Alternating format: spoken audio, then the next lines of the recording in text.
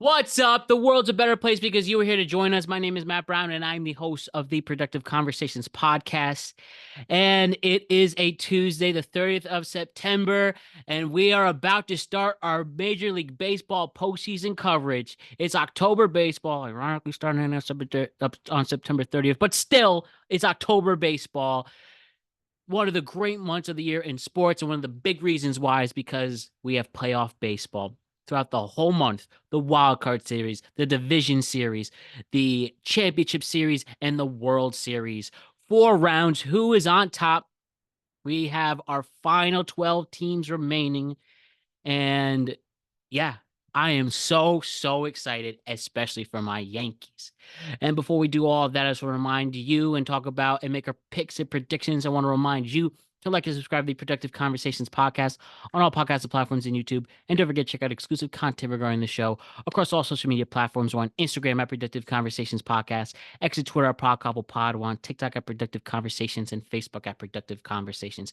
And as always, don't you forget to check out our presenting sponsor, Magic Mind, the world's first productivity shop where you do more and stress less. If you're like me, who needs an extra boost in their life to help them get through this day, whether you need a clearer brain, a calmer atmosphere, and a better attitude to go about your life, do what I do. Take Magic Mind, the great green tea shot right before your day begins, and you will be less stressed, you'll have better energy, and you will be living a better life.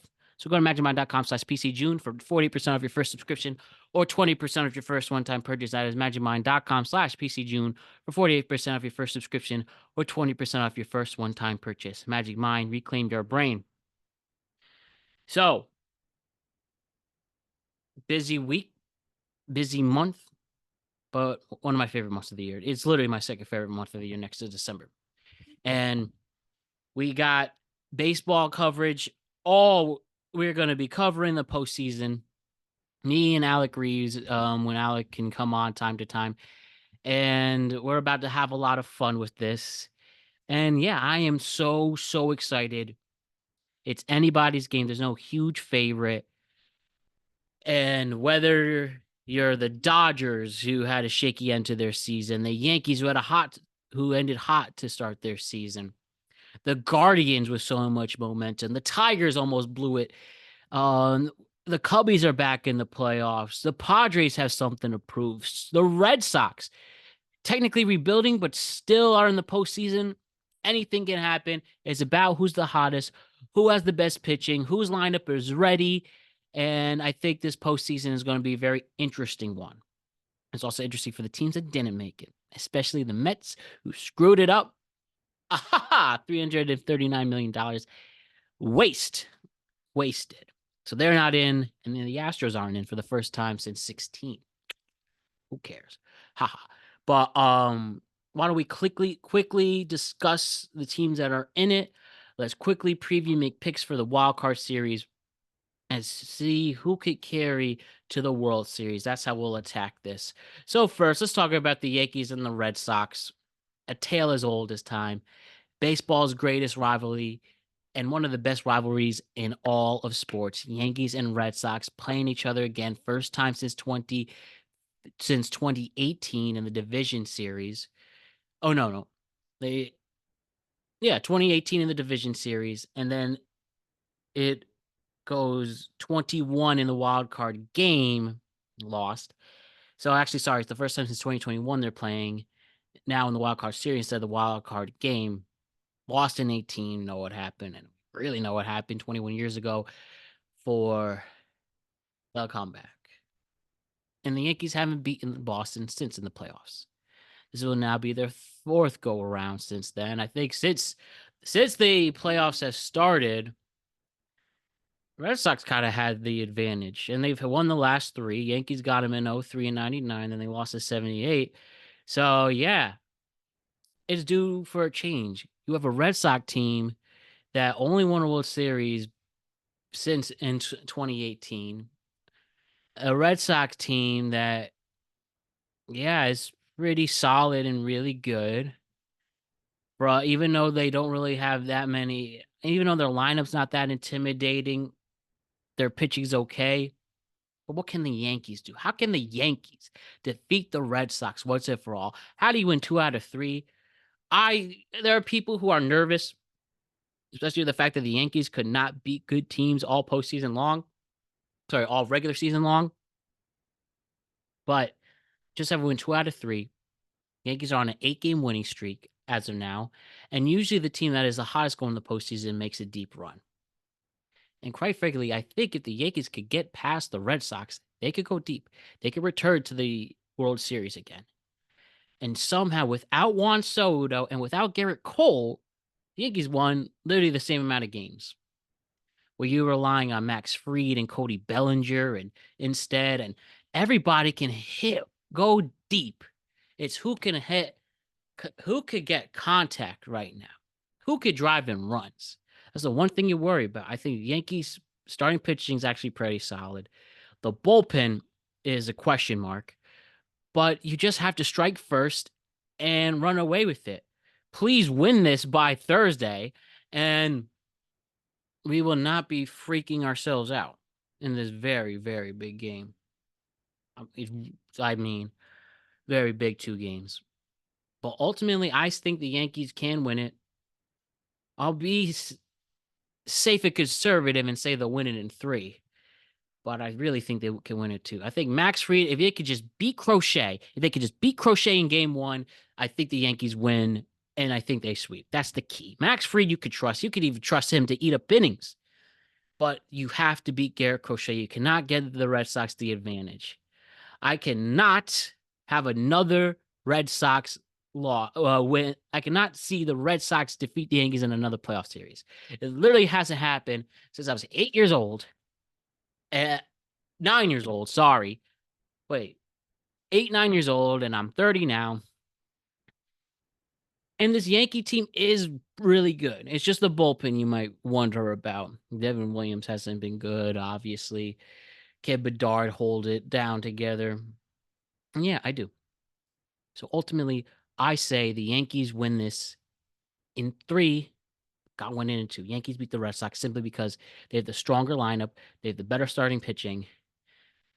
Just the Red Sox have the advantage of the bullpen and the closer. And ironically, wouldn't it be great if we can walk it off against Chapman, who's caused so many heartbreakers for us back in 18 and 19 against at the Astros, 20 against the Rays. Some ugly losses he gave us. Now that he turned into one of the best, probably the best closer in all of baseball again, wouldn't it be great if we could walk it off against him? So I'll keep that. I'll manifest it. And ultimately, I see the Yankees taking down the Red Sox and heading in the division series. The Guardians and the Tigers, right? Tigers almost blew it for good. They did blow the division, but they are in the playoffs. And you're playing a really hot Guardians team who has home field advantage now. A team that was sellers at the that was pretty much sellers at the deadline. And ironically, they're playing against each other.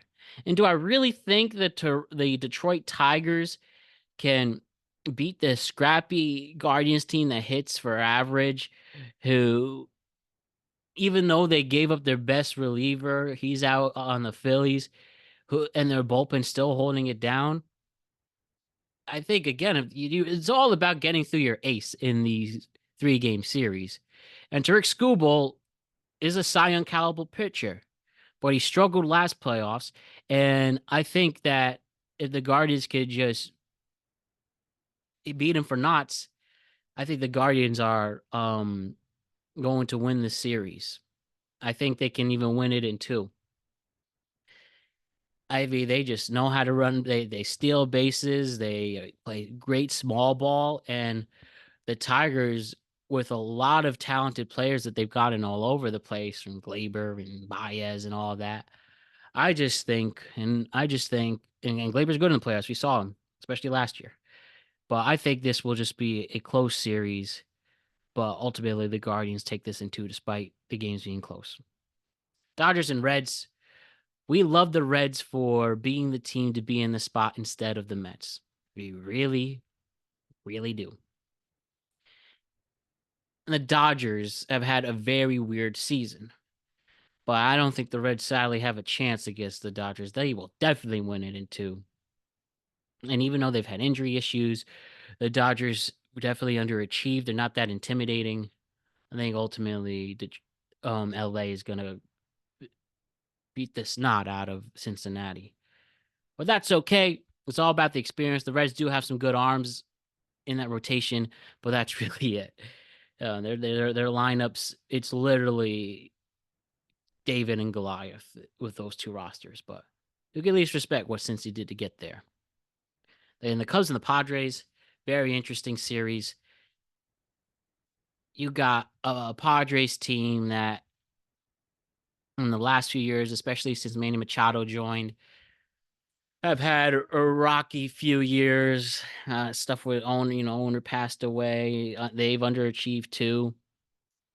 And you have a Cubs team that, with the rise of PCA and with so many good players that they were acquired in this new roster, they're deep. This will definitely play the 3 games out. And I'm going to give a slight advantage to the Cubs. The Padres have blown these series before. They haven't gone deep. Though it would be very intriguing and interesting because there might be a world where you see the Padres and the Dodgers playing a division series. Ultimately, I think the Cubbies are going to be the ones that get the advantage. I just don't think this Padres team full of veterans can hold up. I could be wrong too. I could see it going either way, but I'm going to give a slight edge to the Chicago Cubs. Who wins the pennant? No bias, but again, I do think the Yankees can do it. That's just the one caveat and the one thing you wonder, can the Yankees can the Yankees